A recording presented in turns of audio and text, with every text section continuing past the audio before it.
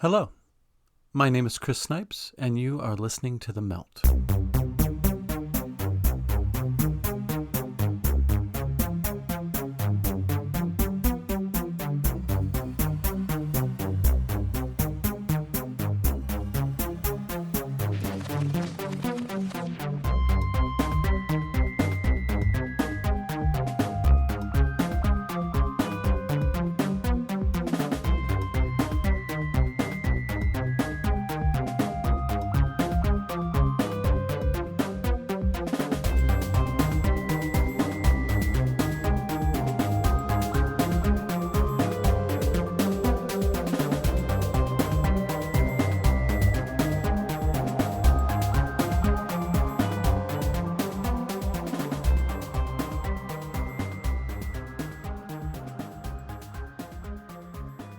Hello, long-lost friends.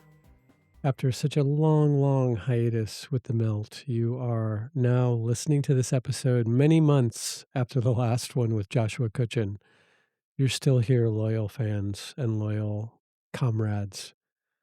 Much appreciated. I did warn of that hiatus that happened. I did say that Hunter and I both would have school and we would be very embroiled in that world, and indeed we were. It was a blast, though, it was amazing. Um, yes, so it was all for a good cause, but now we or I, it's yet to be seen, are back, and we're here for the summer at the very least to try and record and, produce a bunch of episodes that we can sort of distribute throughout the next several months until the next break, when we get another opportunity. So thank you all for hanging in there, and I really wanna send a deep, heartfelt gratitude. Can you send a gratitude? I'm gonna send one anyway. To the people out there that have continued to, sponsor us on Locals and Patreon. Your support is much appreciated. Although we don't have we basically still have the same expenses as far as keeping the Melt, website up, keeping all the services that are connected to that going, just keeping the doors open and the lights on takes money in and of itself. We're barely at that uh, amount per month at this point now, but I just wanna say I am very grateful and thankful to those of you that have stuck through us since the beginning, really. It's so much appreciated, and it really lets us know that you believe in what we're doing, and that even though there may be quite a big dry spell, that you are still willing to support us. That's very, touching, and we're very thankful. So, I can't say very too many more times during this sentence. It'll just sound insincere. So, I am excited to, bring you this episode at long last. We had scheduled, an interview with Elana Freeland before we went on our school sabbatical, and, it never happened. So that's one of the people I wanted to make sure to get back to have her on or see if she's still interested in being on, and lo and behold, she was, and she has a PowerPoint presentation that she walked me through. So if you have a way of watching this video, this would be a good one to watch because there's lots of visuals to accompany what Ilana's saying, but you will get the information nonetheless. So, without further ado, let's get to the conversation. It was absolutely amazing. Alana is so sweet and very generous with her time and all of the deep, extensive research that she's done on these topics that she's going to cover today. It's really amazing. She is the OG of this whole realm of geoengineering and everything connected to that, and there's a lot connected to that. Really amazing stuff. So, yes, take it away, Alana. Thank you so much for coming. Hello. Hey, how are you? Good. Did you get your dinner? I did. Thank you so much for your patience. Oh, yeah, no Yeah. problem. I've How got plenty to do here, believe me. How have you been? It's been, at least a couple of years since we've spoken. Well, it's kind of the wrong time to ask me that. This month of June was hell on earth.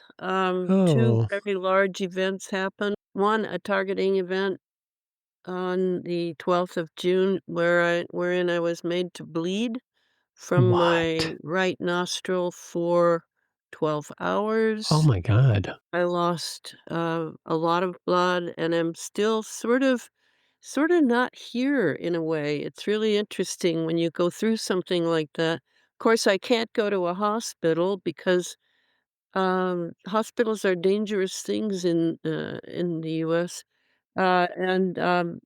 they probably would give me a transfusion of the wrong kind of blood. I'm not Yes. vaccinated. Yeah.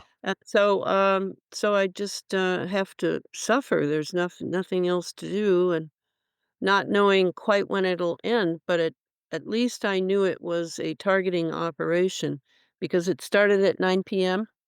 and, it didn't end until 9 a.m., and at Interesting. exactly 9 a.m., the bleeding stopped. So, probably an AI, setup, and, I couldn't figure out why it happened then.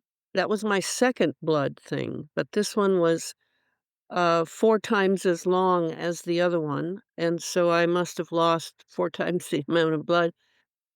So I ate raw meat all week, uh, um, good quality Mhm. hamburger, raw with onion and salt and pepper to make it nice, um and then the other thing that happened is this wonderful woman who was helping me, uh, very talented, microscopist.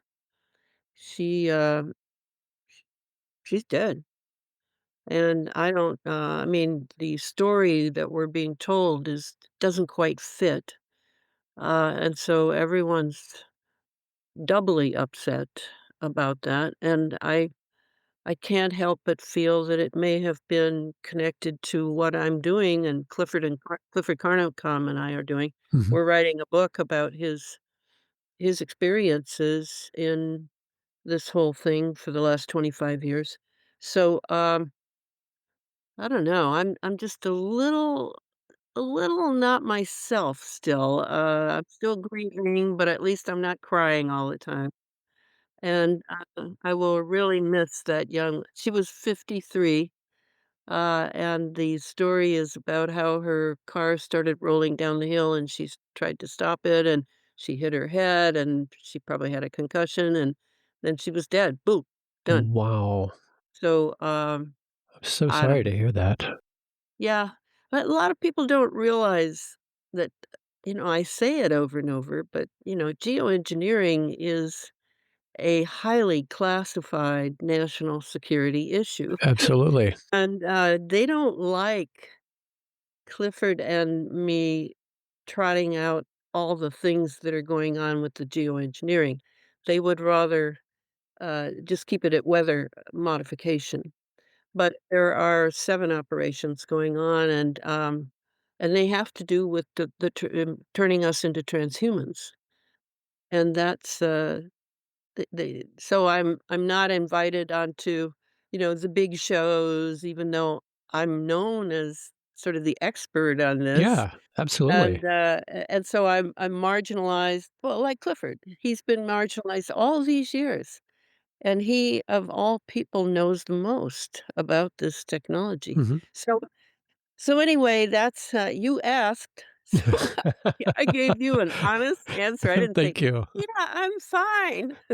Oh, yeah, I know. I was just hearing somebody say, like, "Why do we lie to each other when we ask each other how we are?" Like, within the last 48 hours, I heard somebody saying that, like, "Why don't we tell each other exactly how we are?" So, I appreciate your candor, absolutely, but Yeah. I'm sorry that you have such horrible things to report. Well, I mean, I've been targeted quite a few times, there really is nowhere to turn. Yeah. That's the irony, Mhm. is in a land of so-called liberty and freedom freedom of the press, ha, ha, ha, that things are very, very different now. Yeah. Have you thought about moving someplace else? Are you set No, on yeah. no, I'm here to witness this time, Mhm. and, I will take that with me, and as I said at the end of an interview, I'll be like Arnold Schwarzenegger, and I'll be back. So so I have plans, I love you know, it. when it's going to get worse and worse and worse because this is just the beginning of the fascist technology, technocracy, I suppose we could use, and so so anyway, I just wanna finish this one more book, and then I'm gonna write some other stuff. I'm done. I've said everything I can about the geoengineering, and if these scientists are not stepping forward and taking their little courage in their hand to say the truth, well, what can I say? Yeah. Well, you've I covered it. You've I covered, have covered yeah, everything very, very possible. thoroughly. Yes. Yeah. Those books are so dense with material, they're almost heavier than other books. There's so much Well, ink in one there. is the 650 page Yeah, one is that's exactly. the only one I own the copyright on. Oh, wow. So the next book is coming out when? Well, they have it now. That's, Inner Traditions. This Oh, is the cool. second book they've done for me, Mhm. and it's called Remaining Human: Standing Up to the Transhuman Nanomachine Takeover of Homo Sapiens. And, I'm absolutely serious about that, that I think there is a real possibility that Homo sapiens will be over, and that disturbs me greatly because, well, for a variety of reasons.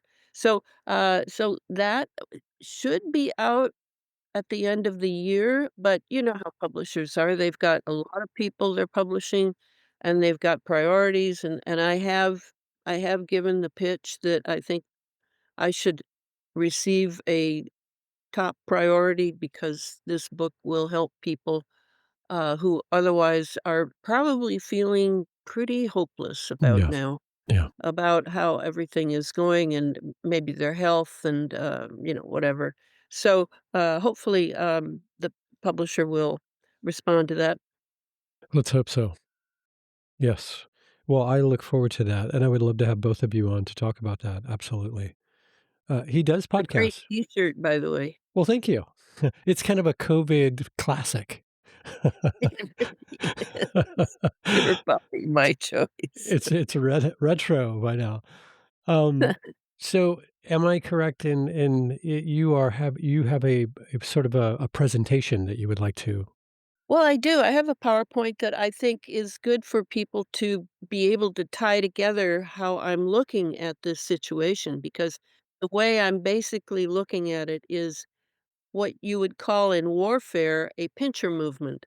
And the pincher movement is that stuff is coming down on us from the sky, from the geoengineering, and that stuff is also big pharma.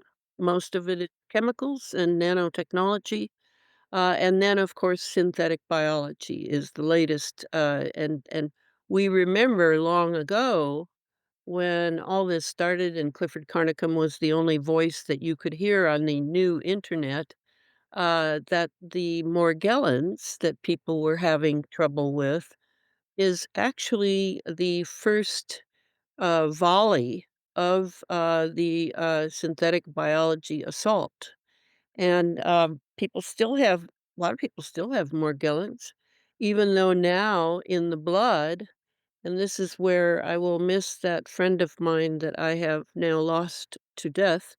Um, she, made a book called Nano Nano, uh, and, in which there are many, many photos of what the microscopists with very expensive uh, high-powered microscopes are finding in live blood, just withdrawn from the body, not dried blood, live blood, and so we now know that a great deal was in the vials of the CV-19 serum, and that coming down from the sky are fibers, filaments, which if you can crack them open, which it takes a great deal of skill to do, and a lot of chemistry, uh, you find organs that are about growing, synthetic biology in the human body. And so, we now know we know the scene of this warfare, which has, in a way, it we weren't awake to it until 2020 when we, began to have the jabs, and all attention was diverted to that, and we had to face our ideas about virus, our ideas about contagion, our ideas about vaccinations, and so now, 6 years later, basically, we're much more knowledgeable about what big pharma has done to us in the other pincher movement, which is the inoculations.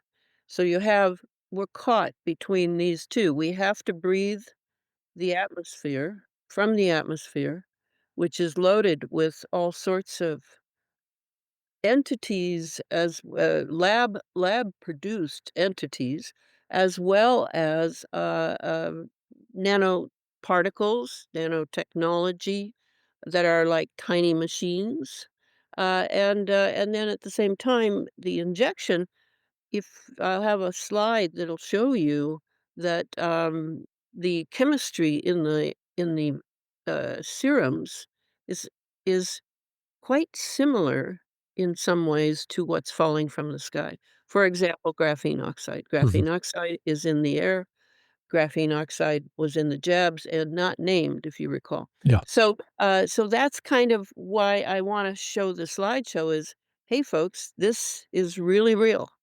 And here are some pictures that might help you to get to understand that it isn't just the vax and it isn't just the geoengineering, it's both together working in concert to basically replace Homo sapiens and all of the internals of our bodies with synthetic, with artificial, and make us what is the scientific term is in silica. In silica means you're basically a machine. And that's where we're at. It's already begun. It began 20 years ago, 25 years ago when this geoengineering program began. And now that the environment is completely saturated and completely wireless with 5G, 6G electromagnetics, then came the injection of what Catherine Austin Fitts has called operating systems. Mhm. And those operating systems mean that just what it sounds like, computerized, you are now can be contacted and programmed from a distance. You can be killed from a distance. You can be made to have symptoms from a distance. Nosebleeds? Like the nose that happened in my right on the right side, but not the left side. It was like so. Yes, that's kind of what we have to bite down on. We don't want to. We'd rather not do this. Thank you very much. But now we have this definite dilemma, and I've tried for all the years I've been involved in geoengineering, all the way back to, I guess, around 2010, to awaken people to the challenge coming. Well, the challenge is now here and in spades. And so here we are. Now let's figure out what to do. Yes, exactly, and this supersedes any sort of compliance, situation, yeah, because Oh, this is definitely. happening whether we want it to or not. Right. It's like the blood of the first round that I had of the 3.5 hours of bleeding. I had to make that decision is I was, like, trying to remember how much blood you can lose before you die, I couldn't remember, Mhm. and then I was thinking, "Well, I can't go to the hospital. They'll kill me there, one way or another." So, I decided that I would just carry on, and if I died, I died. because to me, in the end, God or the universe or the great mystery or whatever you wanna call it, is in charge of how long I'm here. True. I'm not really in charge. I can do my best to remain here, Yes. but I'm not really in charge. I know that. So I'll get the should I get the Sure. Yeah, let me make sure that you can share. so this is, these are all the books I've written, and you'll see that at the left is Sub Rosa America. I never talk about these books, but truthfully, I think they're probably the best thing I've written, in the sense of being a writer. They're based on they're based on history, but they are in a fictional format so that I can comment freely on, what I've watched in my long lifetime, America go through.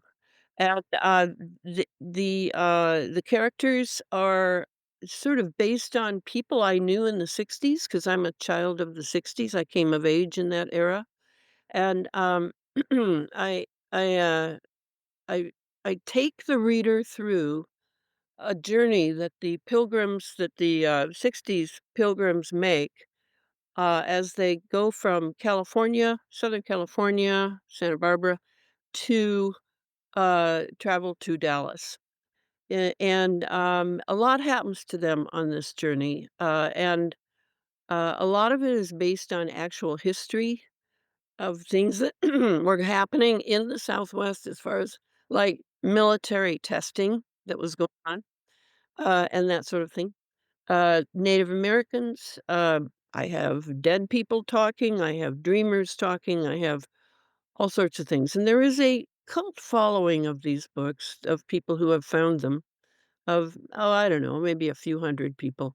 And I wish I could, tell you how great they are. If you want to understand what has happened to America since the end of World War II and, of course, the Kennedy assassination. I had tea with, President Kennedy, when I was 16 years old in the Rose Garden. I was at Girls Nation. Bill Clinton was at, when he was president, was at Boys Nation. He used to make references to that day when we were with Kennedy in the Rose Garden. So, for me, it was very important to write these books to come to terms with, what I witnessed as a young person in America. So that's what those are. There are 4 books, 1,500 pages of writing. So then, in 2014, I came out with the middle book, Chemtrails, HARP, and the Full Spectrum Dominance of Planet Earth. In that book, I present Clifford Carnicom. I think it was the first time anyone had ever written about him, and he had already been at work for about 15 years um, on really coming to terms with what he was witnessing going on in our atmosphere through the jets, mostly military, but commercial as well, jets above up in the northern New Mexico sky, which used to be deep blue, similar to what's the background of these books. So that's in there. I also talk about the patents that led to the ionospheric heater known as HARP, the High Frequency Active Auroral Research Project that we'll see in a minute. And that's sort of the basic book, and so it's still worth reading, even though I've gone much further now into the mysteries of this weapon system that is called geoengineering. So then next is Under an Ionized Sky from Chemtrails to Space Fence Lockdown. That was written in 2018. And that one is very valuable because it explains the space fence lockdown. Now, that's a term from Lockheed Martin, which is number one in the world for weapons sales and development and R&D regarding anything to do with bioweapons, etcetera. So, evil, Lockheed Martin, along with Raytheon, but, anyway, then I attracted the attention of, one of the primaries of this operation, Billy Hayes, the Harp Man, he's known as. He was an MK Ultra survivor. His father had been also MK Ultra'd by the military. And Billy heard me on that all-night show, whose name I always forget. And he contacted me and wanted to explain to me how the infrastructure of this space fence lockdown was being done on planet Earth, because he was very involved in that. So he helped me. He really, really helped me write that book. I did the writing, but he was looking over my shoulder and making sure I understood pretty complex things. So that's a great book still. And then the 3rd book is Geoengineered Transhumanism. That's the, oh, yeah, there it is. That's the book that I own the copyright of, and I paid for everything, to get it published, and it has 60 excellent, color photos in it. So, geoengineered transhumanism is where I turn the corner on just trying to get everyone to understand the role of geoengineering, the pivotal role for taking over the environment and making the environment pretty much unfriendly toward the human beings who live in it, as you can see. Yes. Uh, and uh, and it then introduces, in a deep way, the synthetic biology that they are now committed to. They being the educated science community, uh, certainly the very elite scientists who have access to much more than the scientists that are being trained in regular universities, and that's where we begin to put together how big pharma has run both of these operations, with the help of the military, of course, and I think now all of us, or at least those in the alternative, so-called alternative community, know happened during the 2020 to 2025, when really the military was in charge of the entire inoculation world program. So that book gets you going. It's 650 pages, and I won't apologize for that. Then, I got a new publisher, that was Inner Traditions, with the head of it is Ehud Sperling. He seems to be quite a fan of mine, which is very nice to have your publisher really believe in you. Yeah, yeah. And so I came out, we contracted for me at in the beginning to rewrite Geoengineered Transhumanism as a shorter book. Well, that was really impossible. And so instead, I contracted to write 2 books, following basically the division in geoengineered transhumanism of the geoengineering stuff, at the first half of the book, and then the second half of the book, the synthetic biology and it correlate how it works with, the geoengineering. So that's what geoengineered transhumanism is. It came out in 2025. It's a very good book, selling well. And now, the final book, that I have written, just finished a few months ago, and that is Remaining Human, Standing Up to the Transhuman Nanomachine Takeover of Homo Sapiens. And this book is written quite differently. It's much more of a narrative style. It's still a lot of footnotes, but not. I'm not trying to convince you that geoengineering exists. I assume you already know that, Yes. you want to know how it plays into nanotechnology and the synthetic biology. Mhm.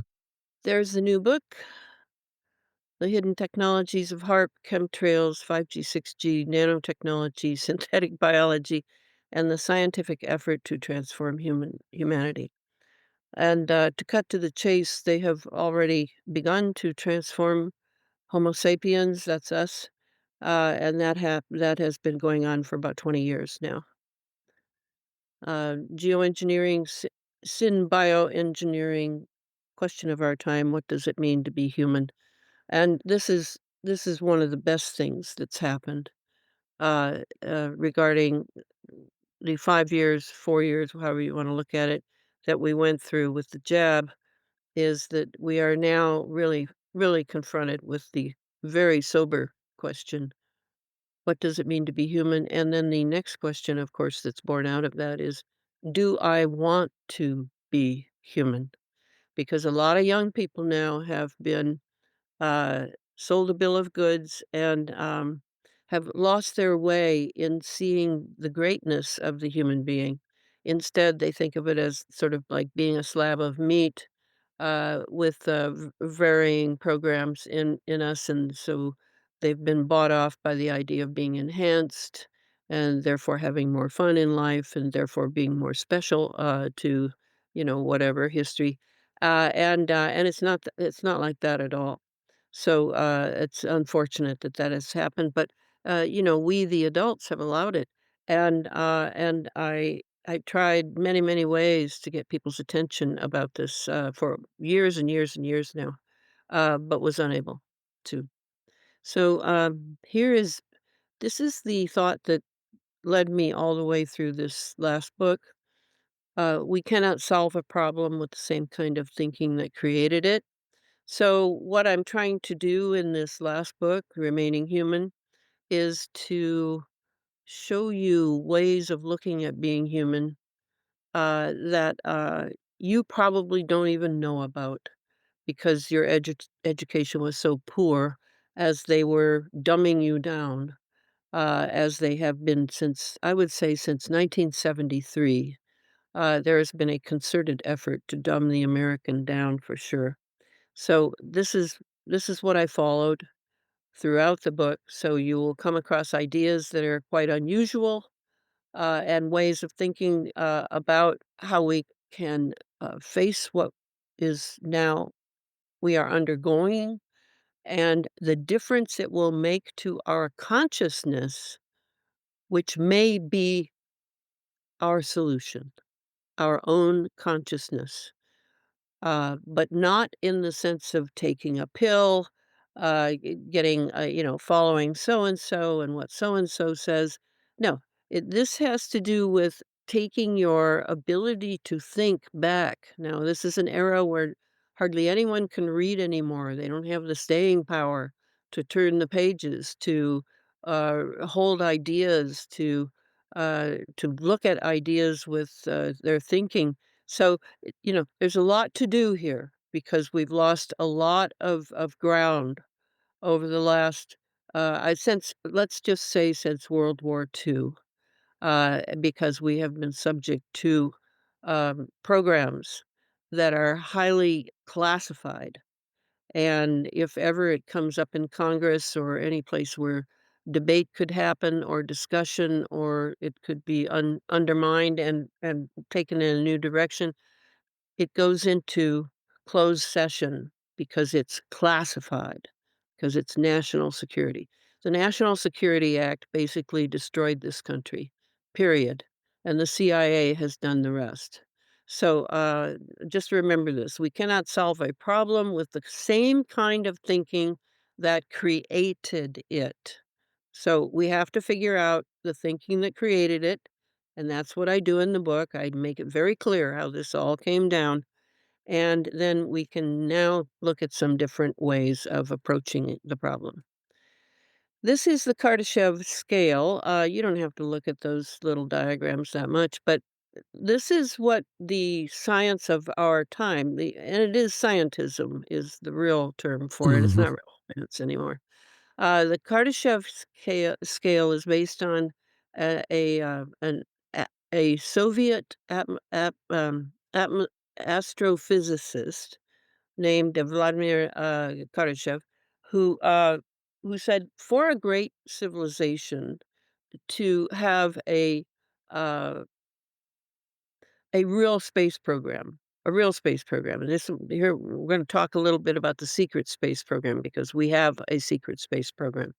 Uh, First, you have to have full spectrum dominance over the Earth, and by spectrum, it means the electromagnetic spectrum pretty much, and that is exactly what they're still working on, is making sure that they control all aspects of the, full spec the Earth and Earth beings like us. And so that's what that means. Second thing is after they have that, then they want full spectrum dominance over our star, which is the sun. And then the third step is full spectrum dominance, actually over our solar system with Mercury, Mars, Venus, etc. But it will end in full spectrum dominance over the galaxy. Now that just sounds like hubris beyond belief, and you think, "Wow, these guys need to see a psychiatrist or something," because they think that they can actually be gods here on the planet. Well, yes, in a way, that's exactly what they want to be. It's true. Now, here's the first book I ever read on this subject. You may remember it, "Angels Play This Harp: Advances in Tesla Technology" by Dr. Nick Begich and Gene Manning, who wrote it with him. And so I read this book in 1995 after it had just come out, and I was seen reading the book at a high school substitute teacher job I was at for a day, and I was reading this during my lunch hour, and, the next day, I had a military chopper over my house, for about 5 minutes as they were, putting me on their XY coordinates of where I was, and that was my introduction to the national security aspect of this, so I think Wow. that was. So then, here's one of the many, many, many patents and papers have come out, and I've read a lot of them. This one is, Synthetic Organisms and Living Machines. This gives you a sense of, what synthetic biology is all about. In a way, it's a non sequitur in that, if it's biology, bios, meaning life, then, it can't be synthetic. But that's not the way they're doing it. They're trying to make it so that you don't know the difference between what's synthetic and what's natural. And in a way, that's how your perceptions have been stolen, and you now look into the media in order to find out what's true and not true, because you don't feel that your perception is worth much of anything. So we need to think about that and counter it with some ideas of how we're going to proceed in this era in which they are mixing up what is synthetic, like your food at the market. If you're eating genetically modified organisms, do you know what that means? That is eating something that has been synthetically created, and it's mainly through what is known as, terminator seed. That's what I call it, and a big movement, called it terminator seed because it's a seed that you can't replant. It's dead. It's actually it's actually synthetic, and so it's creating synthetic food. Primarily, there might be a small amount of nutrition in GMOs, but, only a very tiny amount, and it is basically, you may be saving money by buying, GMO food, as opposed to organic food, but, you will pay tremendously for that, with your health. So, I've eaten organic since the '60s. We were very big on organic. We grew our own food. We didn't trust the establishment, what we called the capital E establishment, at all. We didn't go to doctors, we didn't go to hospitals, we didn't and those of us who were really committed didn't go on welfare and try to get freebies from the government and that sort of thing. No, it was a time of a radical revolution of the spirit or of the mind, however you wanna look at that. So, this is our problem, synthetic organisms and living machines. That's a real oxymoron, isn't it? A living machine. But that is what they're building in us, and we have them. I just looked at my blood, with Clifford Carnicom, the scientist that I've worked with for a long time, and, virtually looking at it, and, my blood is loaded with this stuff, loaded. And so is yours. I'm absolutely certain Sure. that this is where we are now, Mhm. and the value of having live blood analysis is that it's, it's not just an idea that, Elana Freeland has. Now this is, independent scientist Clifford Carnicom. It can be found at carnicominstitute.org. That's his site, and you'll find his many, many papers there, and lots of pictures, lots of microscope photographs. So please take a look. Um, him, I trust.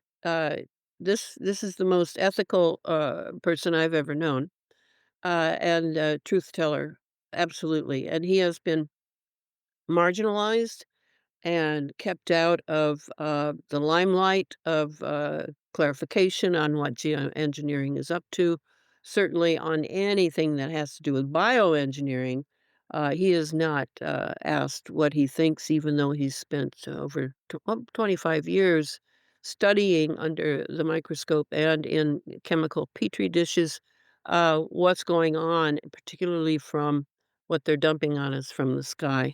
So, invaluable, invaluable work from this scientist who has been basically locked out of public debate or discussion by the forces that are intent upon turning us into transhumans.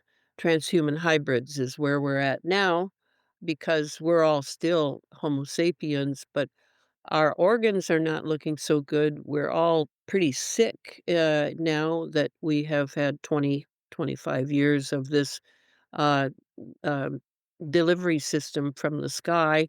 So, let's admit these facts, learn about them, and then begin to look at our lifestyle. That's kind of the way we wanna do this. So now here we have just an example. Now you have a lot of heavy metals in you from the sky, and they're in the chemtrails. And here Clifford says it can be demonstrated that the introduction of essentially any metallic, and I can't read that. Can you read it? Mhm.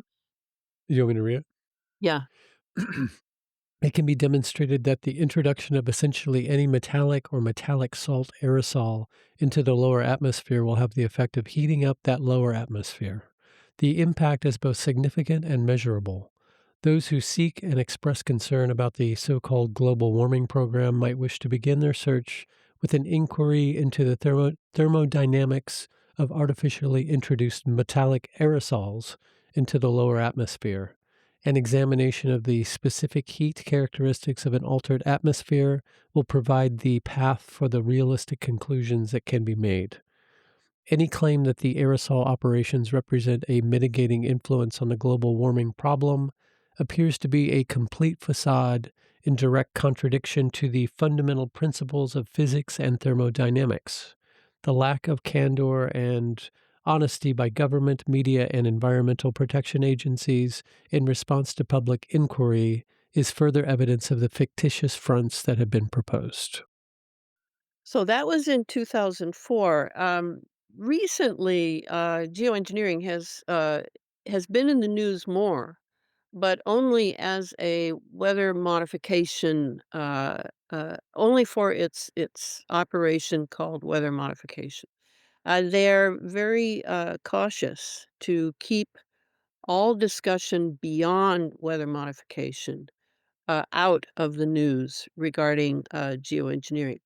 Clifford Carnicom, when he was and we'll come to the let's go there. when, he made his film in 2005 called Aerosol Crimes, he named these 7 operations as being what, the geoengineering was really up to. And, the first one, of course, is weather engineering or geoengineering. And, the weather engineering, uh, is, um, is certainly is certainly primary. I mean, you make an energy system, you start messing around in the atmosphere, and you can affect the energy system that can produce lightning, that can produce, lots of electricity, lots of electrical, uh, uh, things that can be done, and at the same time, you have the instruments like HAARP, the High Frequency Active Auroral Research Project, uh, by which you can control the ionosphere, which is starts out about 20 some miles above us and goes all the way until a few hundred miles up to what is known as the magnetosphere. Uh, if you can control the ionosphere, then you can bring all those ions down from the ionosphere that are there as a protective layer for the Earth, to protect us from solar events that could be very damaging for our planet. And so that is what exactly has happened, and I'll show you that in a moment, that they now have complete control over the ionosphere. That's part of the Kardashev model, right? You want to control planet Earth, and so you control its what I would assume are basically subtle bodies. The ionosphere, the magnetosphere, there's a mesosphere, there's a plasmasphere. There are all these different layers above the physical Earth that are protective in nature and may have to do, believe it or not, we have to think of these things because we can't solve our problems with the old way of thinking. That may have to do with the Earth's consciousness as a living being. I mean, you have to assume this is a living being because you can put seeds into the ground, and with a little bit of water coming from outside, boom, you can grow whole forests, you can grow whole gardens. Uh, that's a living being. That is not a dead planet by any means. But of course, our planet is treated as if it is dead. So the next round, the operation is the chemical electromagnetic, and we see this all the time, but we don't recognize what we're seeing because this is national security, and we're not being told about these things. Now, electromagnetic, they have turned us into a wireless planet, and yet it's a completely electromagnetic, it's completely ionized. It has lots of positive and negative ions that can be used for, yeah, fast movie downloads. That's what everybody thinks of. But it's much more about military and even intelligence agency projects that are going on. I think for intelligence agencies, I think of targeting this making the atmosphere electromagnetic or like electric. You can then use 5G and 6G to um, to send beams of energy, directed energy, in weapons, and in fact, you can kill people with that. You can maim them. You can take over their thoughts. You can take over their feelings, their behavior. This certainly is how many so-called Manchurian candidates are controlled. So that gives you an idea of what I mean by electromagnetic. It's not benign. This is not benign what's going on, all this experimentation going on in the atmosphere. Chemical, we used to think of acid rain, right? We thought of, oh yeah, now because of all the chemicals in the soil on agribusiness fields, growing growing GMO foods, yeah, it's all acidic. The chemicals can be all sorts of things that are affecting our consciousness if they are really delivered from the sky into, say, one geographic area. If you have the frequency of the people there, you can chemically affect them. So that's the kind of deviousness going on with these operations. Then the third one, planetary geophysical. I thought of the geophysical operations, particularly in 2017 when fires, the so-called wildfires in California happened. And also I was in touch with a Portuguese activist, in Portugal, and she said that she gave me the exact time and date and everything of, very similar fires that they had going there, and it was exactly at the same time as what was going on in California. I thought that was obvious then that those 2 fires had been ignited, in a different longitude, maybe a different latitude, but that, they were, they were doing these geophysical operations in tandem, for some sort of testing experimental thing. So that's the kind of thing that you can do. All of these so-called, wildfires are actually, geoengineered, with the, ignition coming from not space so much, though it would be up in the upper atmosphere, so it would seem like space. By a laser, ignite down on the Earth because it's already been pummeled for 20 years now with aluminum oxide, with iron oxide, all sorts of things that can have incendiary properties and ignite a microwave ignition, which is what is coming from the sky, microwave. And the firemen that I was briefing on this and showing them how it worked from Maui, that fire too was a microwave fire. And they recognized it was a microwave fire because water won't do anything with a microwave fire. You have to chemically put it out if you can put it out at all. So, they had already seen, and were very, uh, thrown by this because their career had been quite different before this. So that gives you an idea of some of the then planetary, that would have to do with a lot of the resources that are now being stolen and taken out of the earth for, all sorts of things that have to do with the electronics that we need in order to control, populations. Yeah, those things are all important. Directed energy weapon warfare, operations. Yes, we tend to think of plasma weapons and, Star Wars movie stuff, in outer space and no, no, I think we would do better to understand that almost all the technology that we're so fond of that makes our lives convenient and maybe, comfortable and entertained, all of these things are what is called dual use by the military, which means they can be used militarily for assaults, and defense, and that they can also be used, against civilians. And I think we can all agree now that it appears that the enemies that the certainly the American military and I would say NATO in general, are, opposed to the enemies, I would say, are their own people. This is because they have plans for our, uh, changing into transhumans that, what would be the purpose? Well, one of the purposes you can definitely, bank on is that,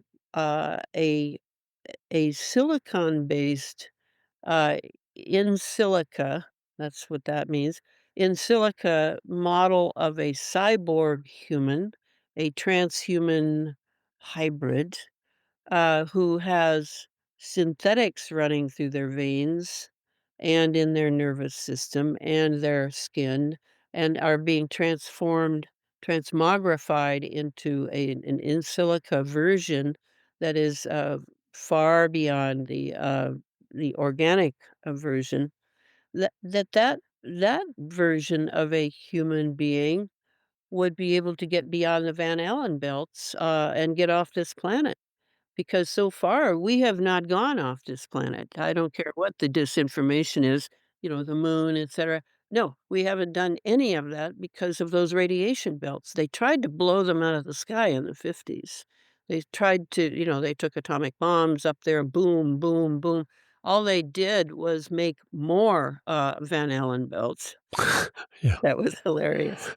And I actually was at a, presentation by a Los Alamos National Labs, scientist who was talking about, disinformation about, having gone to the moon, and I'm there with a few students that at that time I was teaching a few high school students, and so I very kindly raised my hand, nice older lady, and I asked him, I said, "So what was the end of trying to blow the Van Allen belts up so that, we could get off the planet and go on our merry way through space and spread what we have going here on the Earth every place else?" And he was like he became he almost stuttered, he became quite nervous, and he said, "I don't know what you're talking about. We went to the moon, we did this, we did that." And I just wanted to show the high school students, that, what it's like to ask a bold question, and I didn't really care about the answer, I just wanted the question to be out there in the air. And so, I was very, very happy about that, and now okay, so the next one's important because this is the one about mind control. Mhm.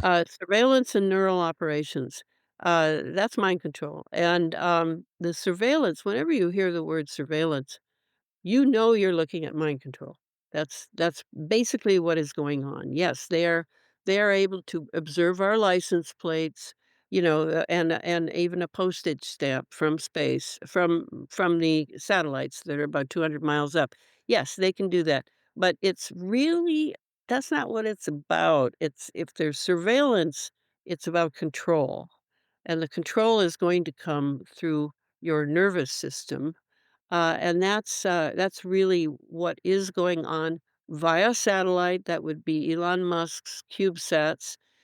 Certainly, we saw some of that in some of the film clips that came out during the 4 years of absolute assault, 2020 to 2024, when we heard about the Bluetooth connection between the vaxxed, the ones who had taken the shots, uh, and, um, and the, electromagnetics that were, impacting that.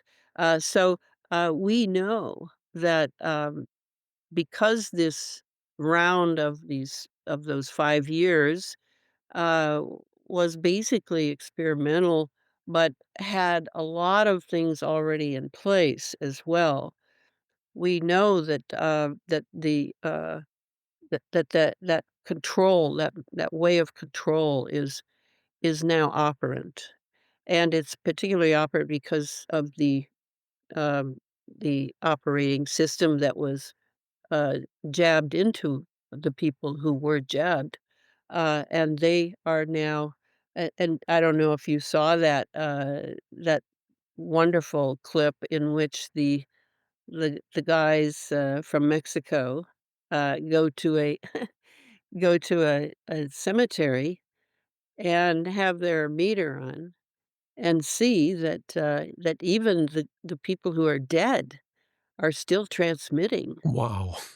to the I satellites that did are not see that. their bio, information. So, yeah, this is the future. Everything becomes electromagnetic, and, they've got 5G up, they've got 6G up. So we've got terahertz now. Terahertz, very tiny wave, deadly for us, deadly for our DNA. I mean, There's nothing good to say about terahertz for the human being. So they are planning that the transhuman version of us will be able to handle these new types of electromagnetics, and they've got 6G up. They tell you that they don't have it up, but they have it up, and 7G will be next, and then they'll go through all the Gs. So so let's just, we're looking at the future now in this way, but the mind control is going on. And then the next one is very close to the surveillance neural operations, which is the biological. Now that should really be synthetic biological and the transhumanism operations, because this now we're in the synthetic biology realm with transhumanism. And I have photos of that, so I'll get going here. Now the 7th one, I don't spend a lot of time on that one, but, certainly, Dr. Wilhelm Reich spent time on that. He had, the ability to go into the desert and with special film, take photos of the entities that are in plasma bodies floating around in our atmosphere and, I don't know, eating energy systems? I don't know how they survive. And then Trevor Constable, a wonderful man who was very influenced by Reich, and by Rudolf Steiner and by, Ruth Dreyer. He had photos also that he had taken in the desert of these entities, and they're pretty funny looking, they're like blobby looking things, and they have little tiny eyes, and they're looking down here, "Ooh," I mean, it's like when I was a girl, I seem to remember some old '50s film in which they're, talking about the Greek heroes, and the gods are all up here Mhm. in the sky looking down at Yeah. their heroes and Uh-huh. making bets about, if Achilles could overcome Agamemnon and blah, Yes, blah, blah. So exactly. so it was, like that. Now the biological transhumanism, that's my books. That's particularly this latest one and the one before. Then, the detection and obscuration of exotic propulsion. Now we're hearing about UAPs.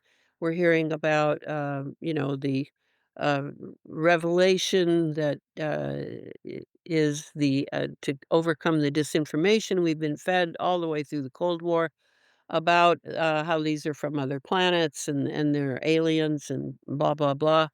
But these are ours, and we have the exotic propulsion system, pretty much sewed up. We know how to do it. It's not a fuel thing, and we will probably live, everybody else will probably live long enough to see, them come out and be, flying up and down the canyons of smart cities, like the drones are now. Uh, so that's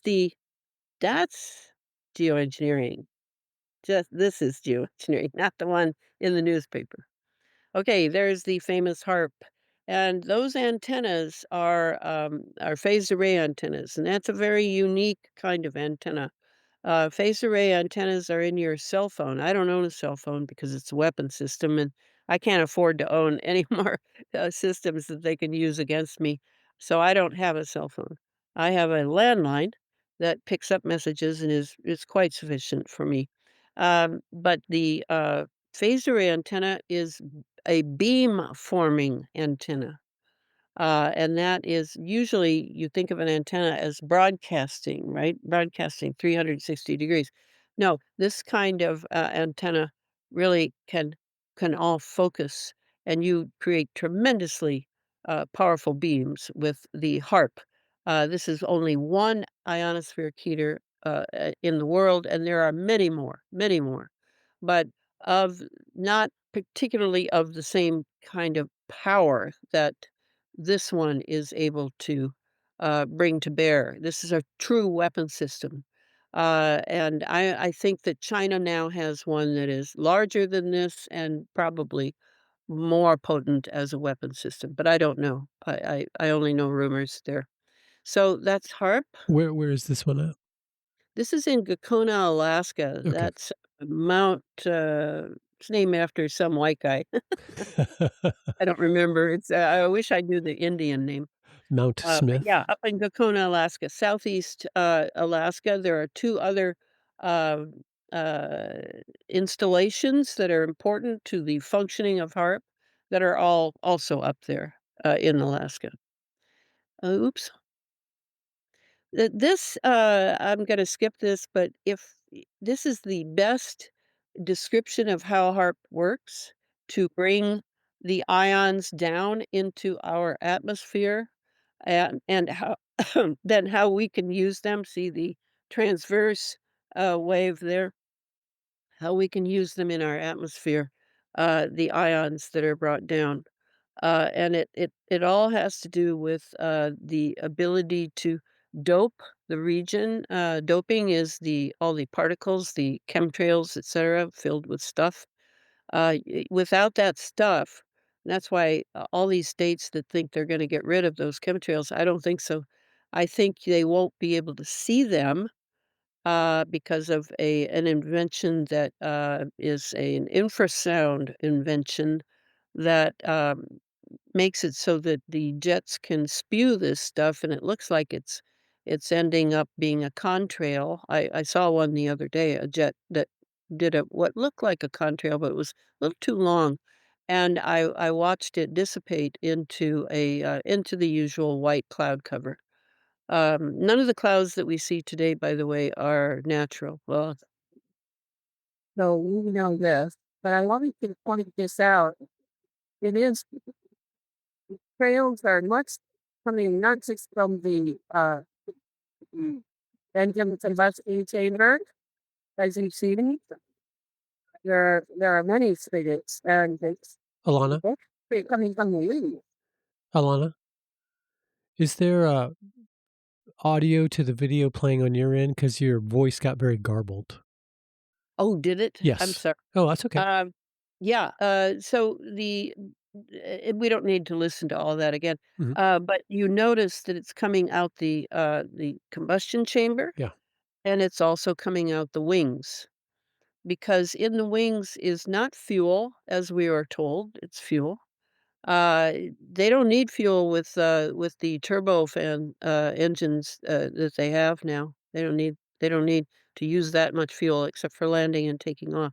In the wings are the chemicals, that, it is distributing.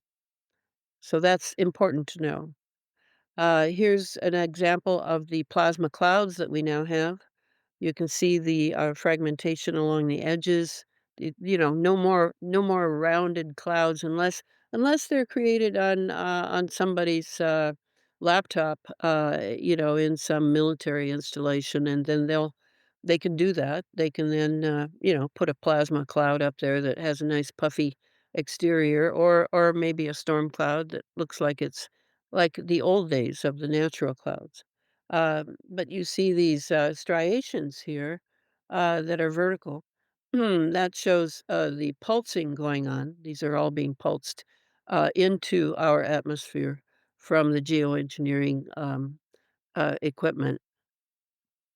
Another one, raggedy along the edges. That shows Yeah. that it's chemical. That is water doesn't do that. Mhm. Ice crystals don't do that. Weird. This is that patent I told you about. An aircraft comprising a gas turbine engine that exhausts a plume of gases in use. The aircraft comprises an ultrasound generator having an ultrasound actuator and a waveguide to direct ultrasonic waves at the exhaust plume to avoid the formation of contrails. So that's pretty much how they're doing it now. So you will just see that the sky continues to be a very pale blue. Here's that list I told you about. If you go through this list, you'll see that these are all used in chemical spraying, but a lot of these are also in the jabs.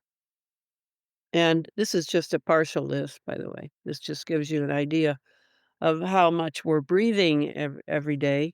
Human Uh, white blood cells. yeah, Wow. yeah. So the lots of experimentation regarding um, biologicals and synthetic biology. Uh, you know, and we are the guinea pigs. We are the ones, and therefore, the surveillance that they're doing on us has to do with they wanna readouts they want readouts on this, on what we're going through physically as they change us into transhumans. That's the end, uh, agenda.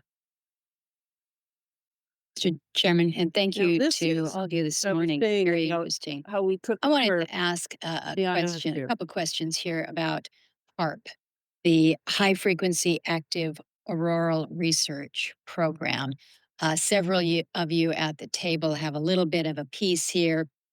As you know, this is located up in Alaska. It's currently funded by the Air Force Research Lab. It was formerly funded by the Office of Naval Research. One of the prime customers is DARPA, which is currently running experiments at the facilities here. So, questions to several of you this morning. I'm told by the president of the University of Alaska that the Air Force has pulled its support for the facility, and they're taking steps to demolish it or take it down this summer. He's making the argument that there is other opportunities for us, and is trying to find a path where the university might be able to take title to the facility.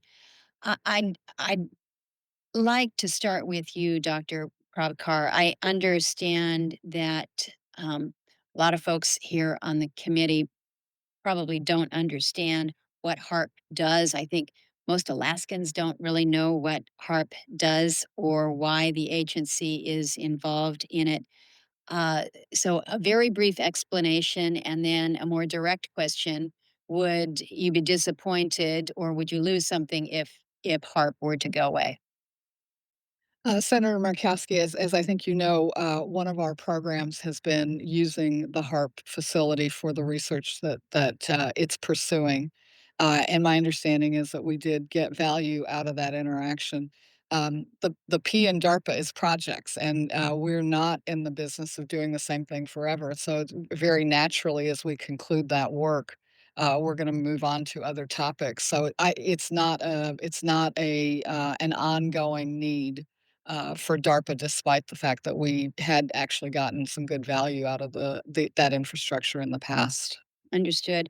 Then to Dr. Walker and Mr. Schaefer, then, Dr. Walker, your agency is currently running the facility. I've mentioned that it's our understanding through the president of UAF that that the plans are to move forward and demolish the facility this summer. So the question to you is that accurate? Can you explain why? And then perhaps to both you and Mr. Schaefer, is there any benefit in exploring a potential relationship with the University of Alaska to perhaps take over the hub? Thank you, Senator. The Air Force has gotten great value out of HARP in the past. We took over from the Navy and managed it and actually did a number of experiment campaigns up there and have finished our work that we were interested in doing up there. We've moving on to other ways of managing the ionosphere, which the HARP was really designed to do, was to inject energy into the ionosphere and be able to actually control it. And but that work has been completed. There you go. Mm, Proof, yep. alright? We control the ionosphere. This is a very serious weapon, and it makes the atomic bomb look like child's play, truthfully. So, one of the things that came out of the HARP, also is this ability to make artificial, ionospheric mirrors out of basically plasma, with, these heaters, these ionizing heaters, that HARP is, and there are many of them around, not with the same power it has, as I said, but still, with 2 or 3. Now 2, you can, make a tornado turn into a beast. You can create certainly with scalar, energy in 2 from 2 of the ionospheric heaters, you can, produce tremendous earthquakes. I mean, way big, big, big.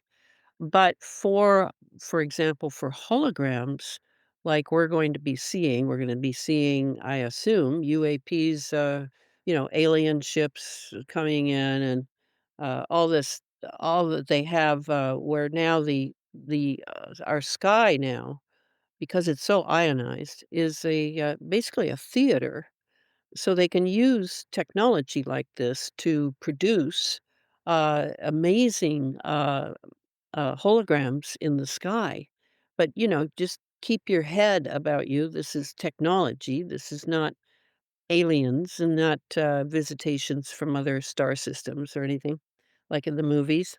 So anyway, that's important to know. Then this was by Rosalie Bertell, who wrote a book, wonderful book, before my time, Planet Earth, The Latest Weapon of War, a critical study into the military and the environment. An invaluable book.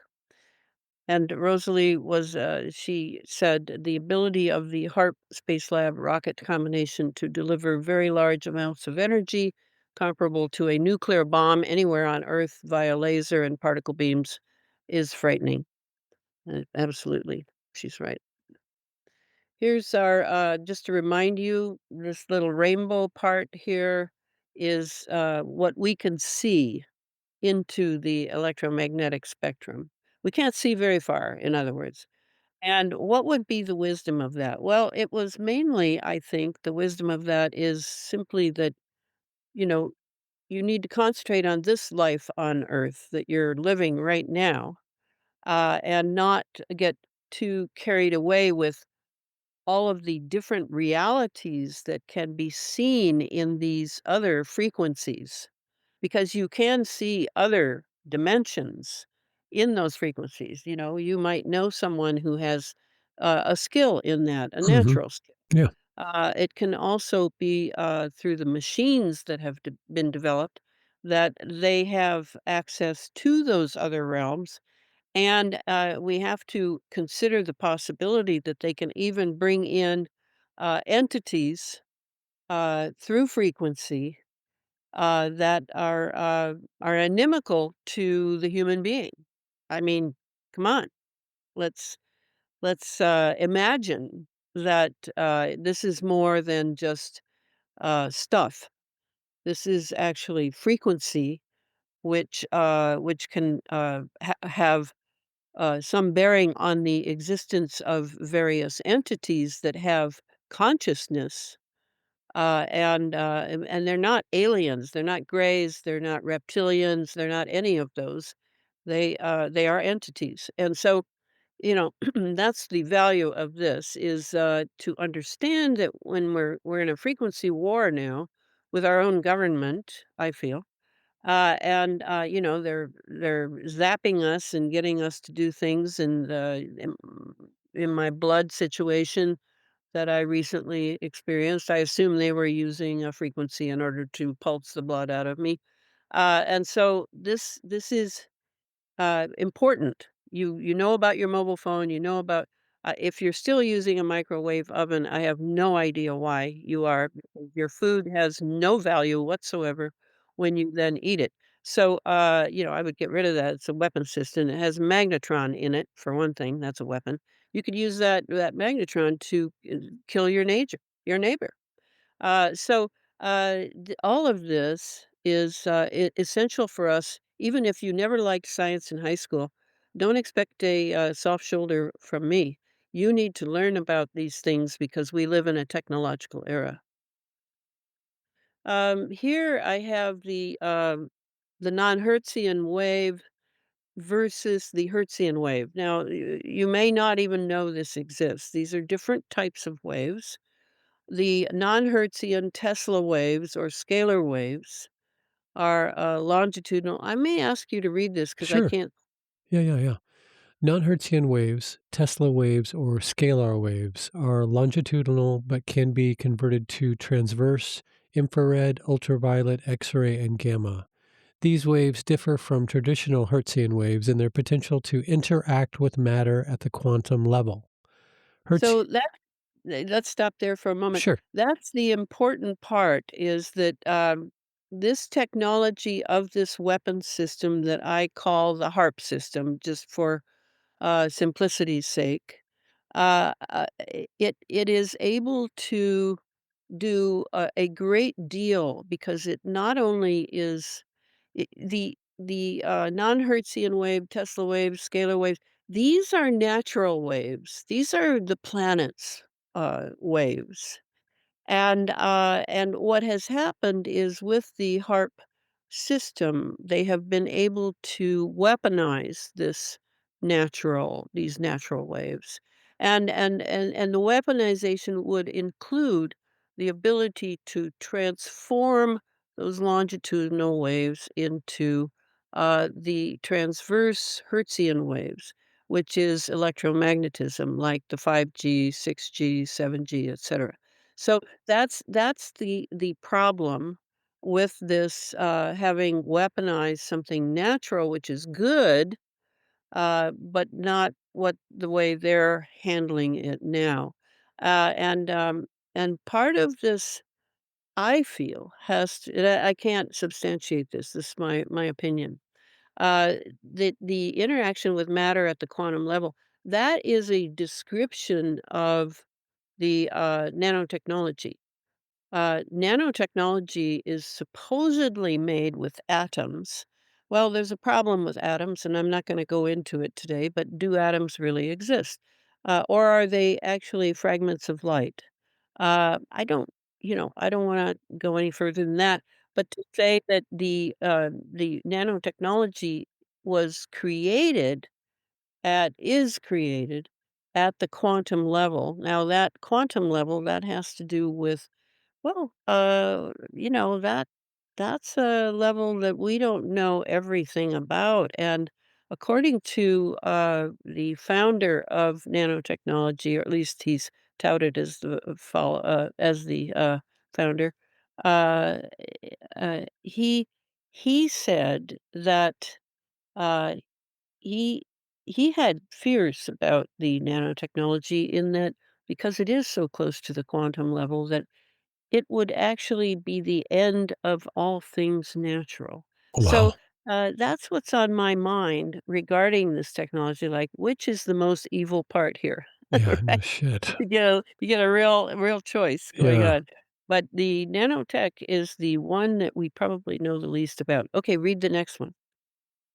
Hertzian waves are transverse. These are familiar electromagnetic waves like radio waves, microwaves, and visible light, wherein electric and magnetic fields oscillate perpendicular to the direction of the wave propagation. ELF, extremely low frequency, VLF, very low frequency, LF, low frequency, HF, high frequency, VHF, very high frequency, UHF, ultra high frequency, EHF, extremely high frequency. So we have these two kinds of energy, but basically our problem is that the HARP system seems to have converted through ionizing, I would assume, the natural scalar waves, uh, converting them, yes, to transverse, and the electromagnetics that we know about, the ones that are transverse, uh, and that's our problem. Okay, so this is another angle, another part of the problem Mhm, here. mhm. Now this is just to show you how it's just a little graphic that shows how you're connected to the satellites, right? Through your computer. There's your computer, there's the internet, there's the cell phone, there's the Wi-Fi going through the air. All of this is something that can be manipulated against you. You are a target through this. All of this is dual use technology, and it can be used to turn it into a directed energy weapon. This is the problem, and why I say to people, the first thing to do to protect yourself is to lower to the to as far as you can lower your footprint of electromagnetics in your home, in your workplace, wherever you are, lower it. So what you want a brand new car? Well, the problem is that brand new car has 2 to 300 AI systems, Yeah, exactly. computers, and that you're going to get radiated to death. Mhm. So, why own better to buy a used car. I drive a 2001 Honda CR-V. Okay, so then let's go on. Uh, there's no virus, just frequencies resonating throughout the atmosphere and our bodies and brains. Natural molecular biology has been transformed into digital synthetic biology whose frequencies can now be transmitted by 5G, 6G systems into the human body and brain. This has tremendous repercussions for those of us who wish to remain human. Wean yourselves from allopathic medicine and the big pharma cartel. Yes. Okay. Then here's this. We can't go into detail on this, but this is really valuable. If you're following the work of Sabrina Wallace, Yeah.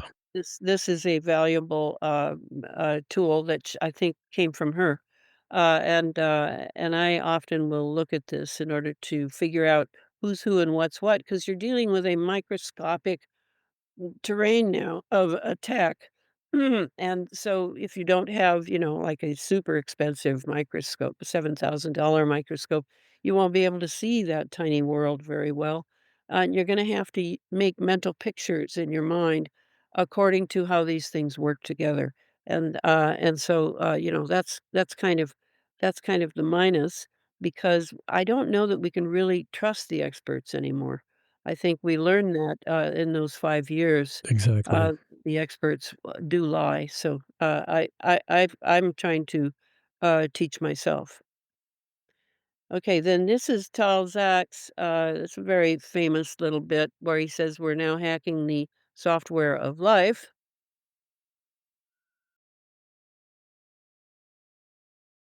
I'm here today to tell you that we're actually hacking the software of life and that it's changing the way we think about prevention and treatment of disease. So here's all the biology you need to know in 30 seconds. Our body is made out of organs, our organs are made out of cells, and in every cell, there's this thing called messenger RNA or mRNA for short that transmits the critical information from the DNA, our genes, to the protein, which is really the stuff we're all made out of. This is the critical information that determines what a cell will actually do. And so we think of it like an operating system. And so if you could actually change that, which we call the software of life, if you could introduce a line of code or change a line of code, it turns out that has profound implications for everything. So many of us get a vaccine. What is a vaccine? It is an injection in our arm where we get bits and pieces of the virus, the proteins, and that teaches our immune system to recognize the virus. And so when we get infected, we're not sick. Now, imagine if instead of giving the protein, we would give the instructions on how to make the protein, how the body can make its own vaccine. That's an mRNA vaccine. And here's what it looks like from the cell. So the traditional approach has protein floating around your cells. An mRNA vaccine approach has the cells themselves in your own body making the vaccine. What's more alarming, a stranger prowling the neighborhood or somebody who's just broke into your ground floor and tripped the alarm? That's what happens with an mRNA vaccine. You've tripped the alarm wire, and now the cell is dialing 911. It's calling the police at the same time as it's making the protein and saying that's the bad guy. If you think about what it is we're trying to do, we've taken information and our understanding of that information and how that information is transmitted in a cell. And we've taken our understanding of medicine and how to make drugs, and we're fusing the two. We think of it as information therapy. There we go. Then this is the only synthetic biology that I knew about long ago when I started the first book, Morgellons, because I went and interviewed people who had Morgellons, and I saw it up close. We looked at it under the Clifford and I looked at it under the microscope. That is synthetic biology, and you see the wires here. Those wires are actually uh, filaments, and they definitely, when you see a Morgellons sore come out on the body, and that is just what is happening because the liver can't deal with this synthetic biology. It doesn't know how to deal with it, nor does the immune system. So it comes out of the skin and it makes it look like you have a skin ailment, but it isn't a skin ailment. It's just an overflow. The skin takes up the slack on getting this thing out. And when the Morgellon shows itself in the sore that occurs, much like Lyme, the Lyme sore looks totally different, but Lyme is very much a synthetic biology creation of the human being, of human scientists. And when you see uh, these sores, these wiry looking things will they will be completely like, "Where is the electromagnetic thing I love so much?" And they'll be waving around as if they're alive, looking for the frequency that they love. I saw that many times. Crazy. Is that just a result of the reaction of the chemical in the body, or is that an end Is there goal? consciousness? Yeah. Is that what you're saying? Is there consciousness in Well, these beings? I mean, I guess what I'm trying to say is the Morgellons just a symptom that comes from the introduction of something into the body, or is that the end result that they're wanting is Morgellons? No, it definitely, is in some of the fibers that are coming down from the sky. And I don't know if you remember seeing them, but Yeah. it was showing up in the masks Mhm. that children were wearing. It was all of these things have been sent into the environment, have been delivered, uh, from labs, where they'll say that, there was an escape or that whole story. It's Yeah. nonsense. It Yes. was completely put out there. And the Morgellons uh, is a very fascinating one, and there's going to be a lot in the book that Clifford and I are writing now about Morgellons more because it has been ignored recently. Yeah, I haven't heard anything about them for a long time. But a lot of people still have it. Yeah. Then there's this. Okay, what is this? How severe is this and how representative? And they said, well, that was the concern. This is what got safe blood going so rapidly back in 2021. When we started seeing these slides, it was 100%. Everyone who came in that we sampled for dark field microscopy who had been vaccinated has this in a blood characteristic. That is that is just incredible, and I wanna reemphasize that by pulling up the side by side comparison for people that Safe Blood is saying 100% of the time on the left-hand side of your screen there, they are seeing the blood look like that as opposed to what it should look like on the right-hand side. So there you go. If you're confused about if your blood cells don't look round and are somewhat separate rather than pancaked together, then the blood is not healthy. My blood does not look healthy now. I think we're all attacked, and it's going to take an effort for us to find the things that can help our blood to resume its health. I do know people who are uh, able to do that with different things, but I haven't spent the time on it to organize all those ideas. This is the time to experiment, see yourself as a test tube or a petri dish, and, I mean, the bad guys are experimenting on you, so now Yeah, you can experiment on you to exactly. find your way out of what they're, putting on you. Mhm. Here's some blood. This is from the book uh, that called Nano Nano. You may still be able to find it. The person who put the book together has died in questionable circumstances.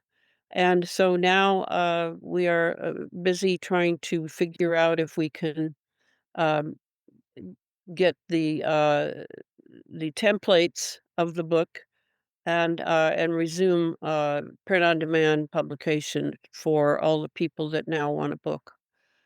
So anyway, this is from the book Nano Nano. Large expanding mass of hydrogel polymer fill, fills in between deteriorating red blood cells, from Tobias Baharal, who is a, practitioner in Canada, and I know him. So there's that. A blue polymer filament surrounded by unhealthy rouleau red blood cells. That's what they look like when they're mushy. In live human blood, dark field microscopy, 400 times magnification. And then they list their type of uh, microscope. This was done by the person who now is dead. Unhackable animal. Uh, Synthetic spider web filaments. That's in quotations. It's not a real spider web. It's actually a polymer. Synthetic spider web filaments in California from chemtrails analyzed per laboratory analysis to have been engineered from 30 toxic materials. Okay. Crazy. Uh, this is another one. Complex layered geometric and dendritic crystallization pattern forming antenna-like circuit board-like designs from chemtrails synthetic spiderweb filament. 30 toxic materials as per analysis. After the sample was left under a cover slip close to internet router for 6 months. Wow. This is what it looked like after 6 months under That's the, yeah. that's Yeah, strange. It's like a mixture between, like it said, a computer circuit board and yeah, frost on a window or something. yeah, Yeah. yeah, it does, it does. Crazy. Colorado chemtrail delivery substance polymer for hydrogel question mark, scraped from a car windshield directly after chemtrail delivery in Colorado. Hmm. Wow. HEPA filter, HEPA air filter Mhm. filaments. Oops. A mass of translucent pink, blue, and purple composite polymer fibers filaments scraped from a home Austin Health Mate Junior HEPA air filter accumulated over a period of 5 years in rural California. Extended crystalline form in live human blood, showing repeated internal patterning and alignment along a longitudinal axis.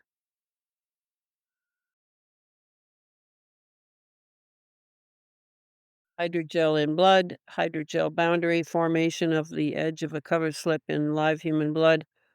Dendritic hydrogel structures extend across the field between red blood cells.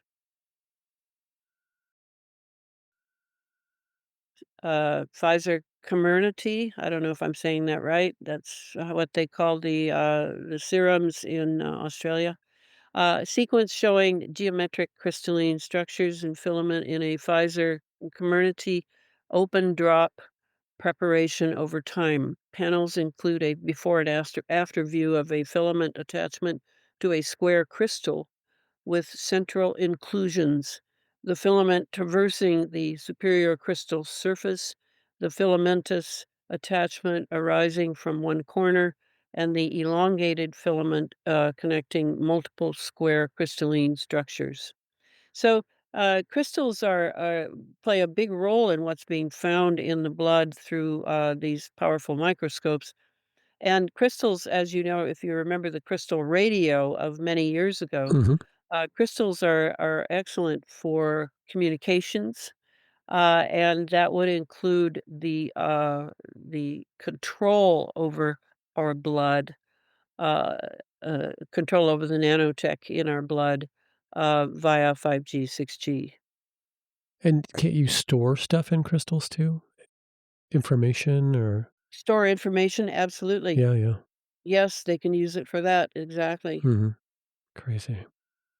I've never seen One anything like that before. That's, in 1 drop of New Zealand's Pfizer Comirnaty vaccine under a cover slip after it was inadvertently heated lightly, viewed the same day through dark field microscopy at low magnification, then projected onto a TV monitor. And this was one of the earliest things I saw back several years ago, and wow, I was like, "Holy cow, that looks like hardware." yeah, Looks like absolutely. computer hardware. For sure. Hexagons, this one's really quite amazing. Hexagon shape in bull semen after 12 days of sitting on the slide. The microscopist is a small scale livestock farmer and veterinarian. And so this inclusion of the hexagon, this is a very big subject because the hexagon is a unique geometric form that accompanies life forms at certain, only very certain times. So this one and then this one. This is squirrel blood. Wow. 2 hexagons, let's see, in chapter and then I added this to it. In chapter 12 of Geoengineered Transhumanism in 2021, Occult Assault number 1, The Magical Human Head, Brain, and Second Brain. Fascinating information about hexagonal geometry and the Whittaker infolded electromagnetic wave.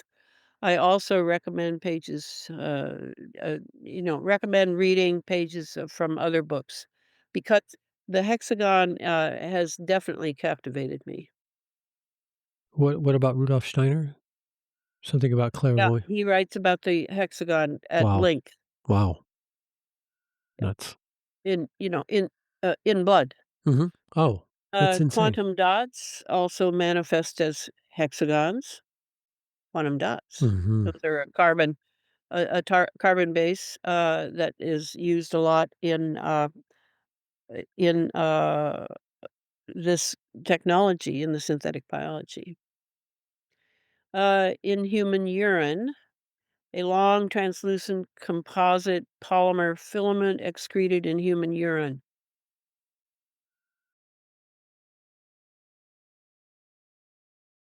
And there is the book I told you about, Nano Oh, Nano, okay. and the order from that would be that blue is really terrible. That would be unhackable-animal.com. Again, the person who controls this website and who made the book is now dead under questionable circumstances. The site is still up, though. I just went to it. Last I checked, Yeah, yeah, and last I checked, you can yeah, still order it. Cool. yeah, yeah. But we're working on it. We do have access. It turns out Cool. to uh, to the templates. Mhm. And then that's it. That's my little just to bring them together to show how they're working together in what I call a pincher motion. From the air as above, so below. It also matches with an occult law, which many occultists, I believe, are involved in this science to transform God's Homo sapiens into a synthetic being. Yes, I believe that there are many occultists involved in this. Synthetic beings, being more controllable by these people? Well, and insensitive to, for example, the radiation keeping us from leaving the planet. Mm, oh, yeah, and because it seems like if the idea were to get rid of people, they would just get rid of people. Yeah, but if they want to get rid of people, remember, if you are an occultist, and I'm not particularly an occultist, but I am very familiar with the occult now because Rudolf Steiner believes that it's a whole other language and a whole other way of thinking that the good people need to understand Mhm. in order to deal with the people that are committed to the occult realm. Um, I experienced reincarnation when I was about 8 years old. I felt that I had known a man who had the man who had written, the, allegory of the cave, Plato's allegory of the cave. I felt that I had known him. I didn't know he'd been dead 2,500 years. Wow. So for reincarnation, will you be able to reincarnate into a synthetic, in silico, uh, transhuman? No. No, you will not. So that indeed will end that indeed will end humanity, the human that we, know. Well, do you think that humans solely reside on Earth? Or they're Well, the earth is the place you come for school. Mhm. This is where you come to develop. You don't actually do that much development, as I understand it, in the spiritual worlds. Yeah, I've heard that too. So this is, the prison planet, as Yes. some people like to call it, Yeah. is where you have hard lessons and you deal with your karma, uh, and make it better Yeah. and evolve through lessons learned here.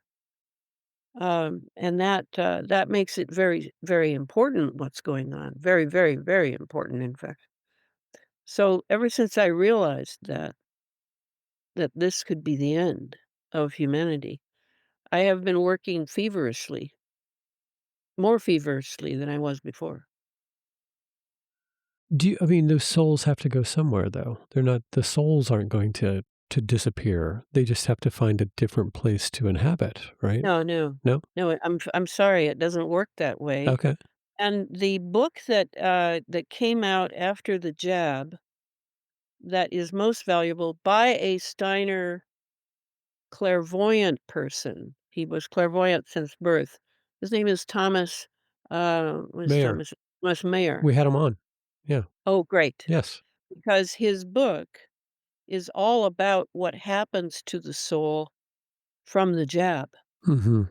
So, to me, the black magicians working at these drug companies, Pfizer, Moderna, etc., they they have scientists who are adept and maybe even adepts.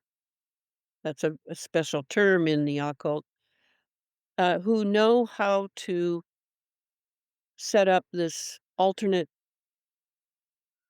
uh, transhuman for the purposes of the dark side, and to some their nose at God and at the plan for the human being, according to Rudolf Steiner, to become a hierarchy of our own, because we are the only creature at this point, conscious creature, who is attempting to develop free will while living in a material body. That makes it different. And the soul that will come back and will possibly there will be souls, uh, completely, uh, completely changed souls. Because I know that, you've probably heard of how the Mormons have these rites by which they can affect your spiritual life after leaving, the earth in death. And they can actually arrest your soul on its way out and sort of store it for use of another soul like Hitler or something, Mussolini, whatever, a dark entity, bring them into another body so that they have access to uh, a certain type of freedom here. And I mean, I'm just throwing that out there. I don't necessarily believe that, Uh-huh. but I do know that the Mormons have these rights. Mhm. I have done a great deal of well, I did a great deal of research into the Mormons because I have a character in the Sub Rosa America series who is a CIA officer, but he was raised as a Mormon. And so he's constantly trying to figure out his relationship to his Mormonism. And therefore, I did a lot of research on the Mormon Church because it's also apparently as wealthy as the Vatican. Interesting. Wow, with a much shorter history. Yeah, with a Huh, much shorter history. With a much crazy. shorter history. But they're ruthless. I know MK Ultra victims uh, of the people that run the Mormon Church who tortured these MK Ultras. Yeah. Yeah, Mhm. Elisa E says that too. She's had some Who? dealings. Elisa E? Yeah, Yeah, Elisa is one of the best. yeah, Her she's great. book goes into detail Mhm, about that. Yeah. yeah. Well, there's a concept, at least that the Tibetan Buddhists have, that if you reach a certain spiritual state of spiritual development, you Mhm. can sort of get out of cyclical existence, meaning you Yeah. don't reincarnate, you go somewhere else. What Right. about that realm? Does that have a place in what you're saying? Well, I would assume it does. Mhm. I just am quite ignorant of that, though I I definitely read the Tibetan Book of the Dead, but I don't really resonate with that religion, so I don't pay that close attention, I think. Sure, sure. Well, okay.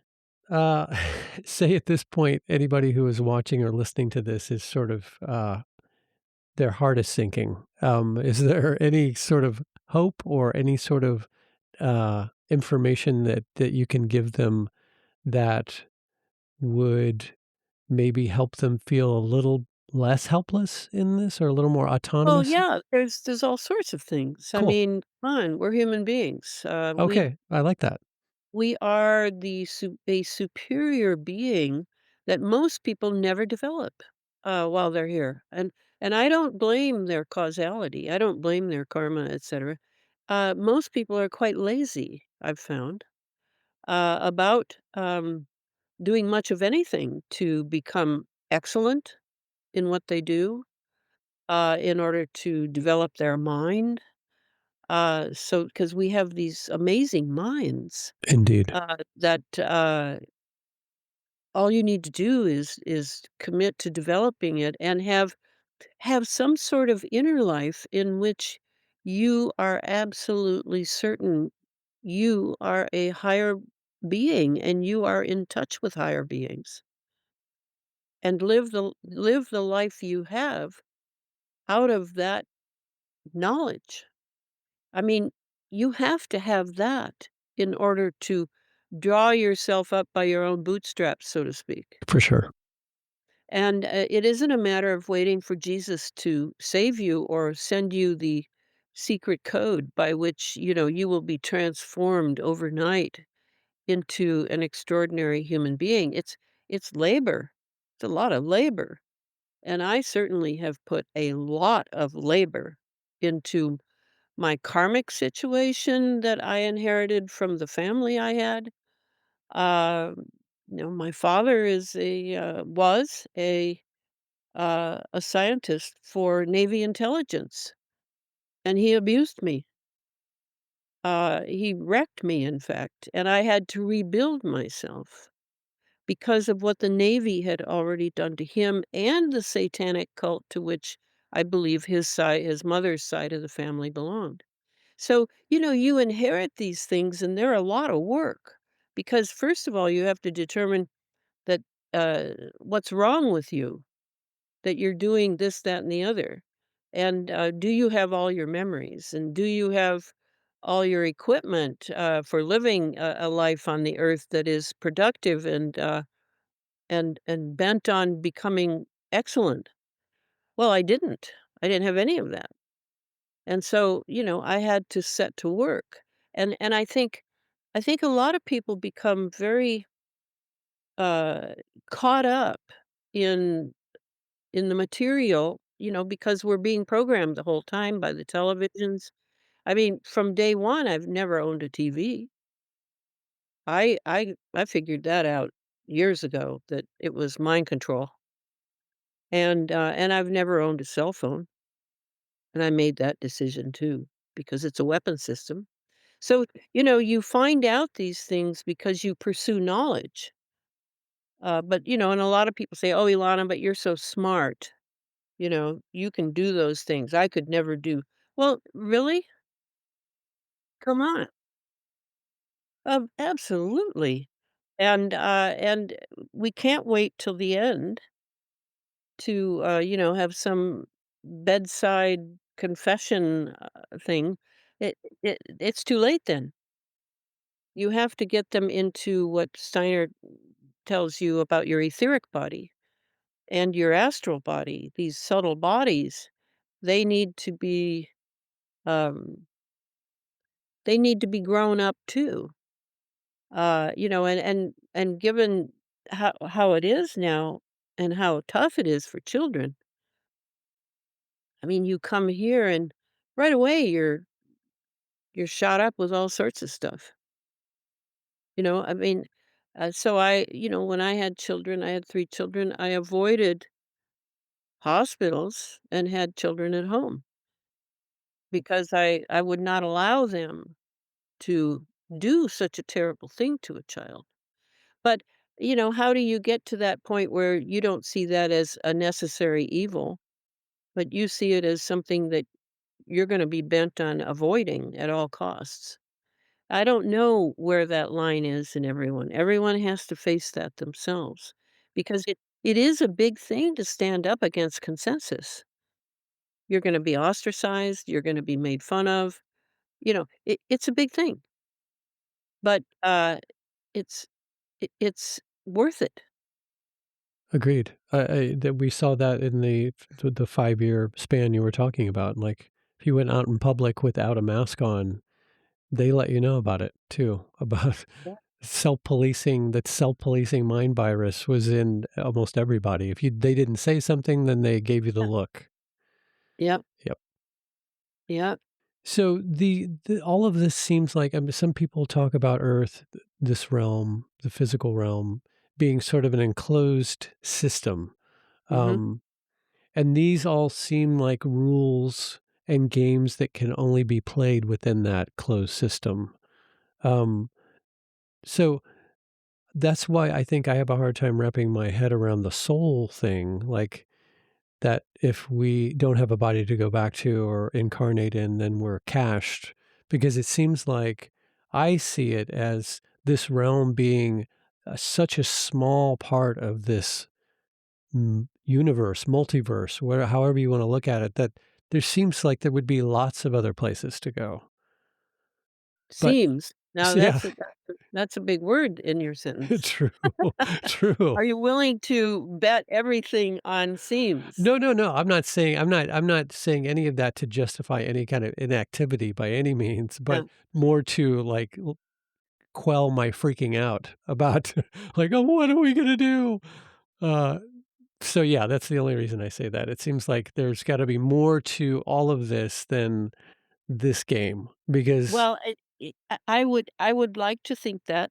Mhm. I really would, but I'm an evidence-based kind of Sure. researcher, Yeah. Yeah. and what I see is,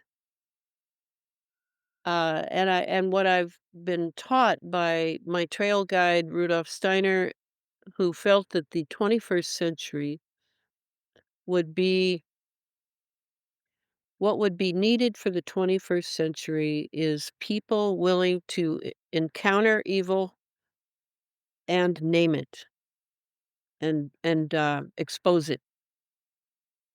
And that's what I do. Yes. That's my job. You're great at it. Uh, so I've got my job description.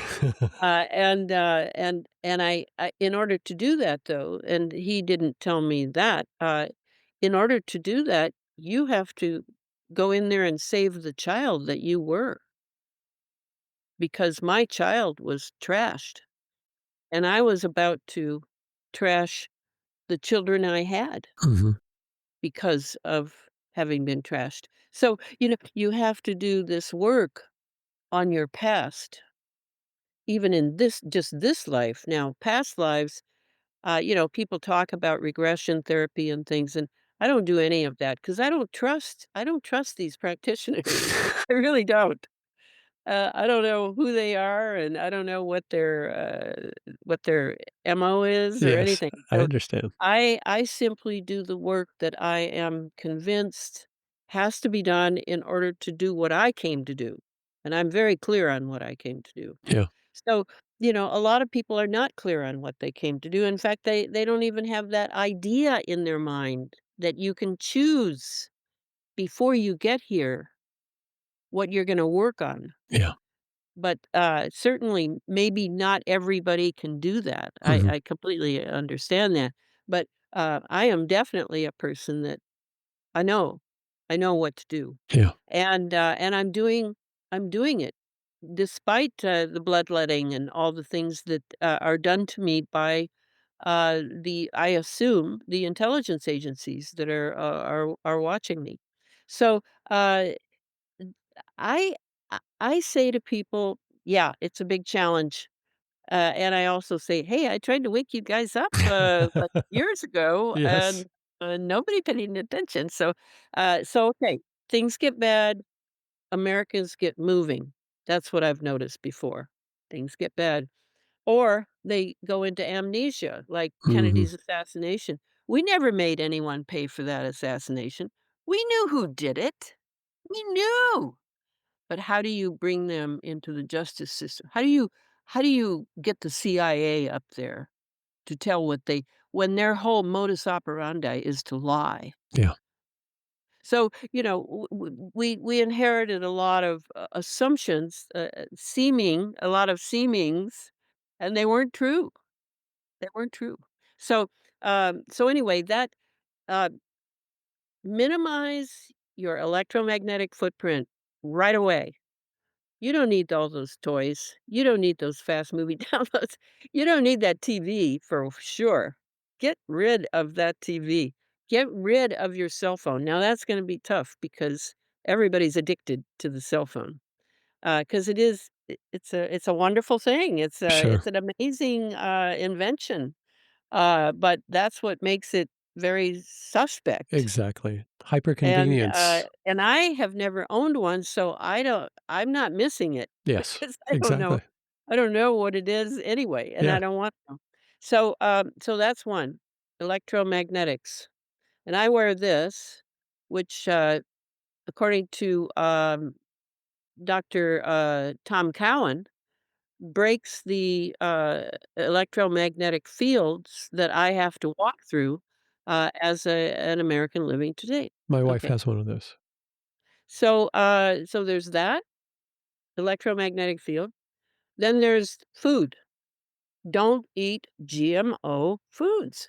Don't eat them. And I do when I eat out, to make myself feel special or or whatever my excuse is for eating in a restaurant where they're buying GMO foods to prepare because they're cheaper and Exactly. they're trying to make a buck. Cisco. I get that. But then I'll eat like a saint for a few days, like, mea culpa, mea culpa, and try to restore myself. I don't take a lot of supplements because I don't trust supplements. Mhm. I trust food, but on the other hand, most food, even the organic now, as we know, because the soil is depleted after years of aluminum oxide coming from the geoengineering, uh, I I know the food is inferior, and I feel I'm really seeing that by these bloodlettings that I go through, and then I come out of it and I'm just like, and now I have to rebuild my blood, to get it up to where I can still think well and walk and things like that. I see the challenges we have. I see them.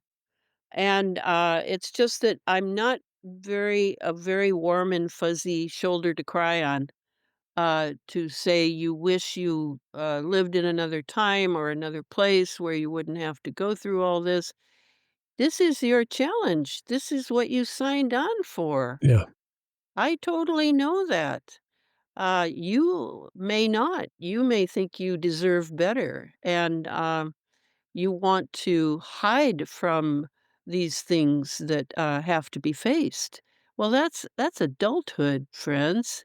That's what being an adult is all about, and, we're not prepared in this society to be adults. They want you to be like a child. They exactly. want you to do what they say you should do, Yes. and to hide from, your responsibilities. I mean, look at it. We didn't send anyone to jail for Kennedy or King or Robert Kennedy. No, we just want, leave me alone, and, I'll be a good citizen. Well, that's really not good enough. I'm sorry. So the, electromagnetics, the good food, learn to prepare food, learn how to cook. If you don't know how to cook, get rid of your microwave, that's ridiculous. And really, kind of take it on because you're gonna get stronger because of it. I promise you that. You will get stronger, and you will begin to see the difference between good and evil in very clear ways. And these are all, pluses. Mhm. These are all pluses, but it's hard. Sure. It's not easy. And if you're hooked on TV and movies and all that stuff, I watch a detective show now and then on my computer. I love watching British detectives Yeah, there's shows plenty of because them.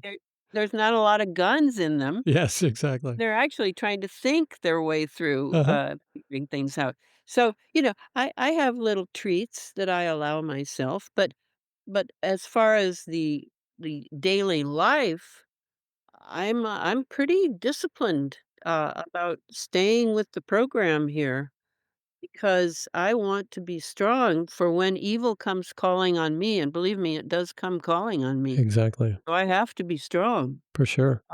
And, the final one is if you don't have an inner life, I don't think you're gonna make it.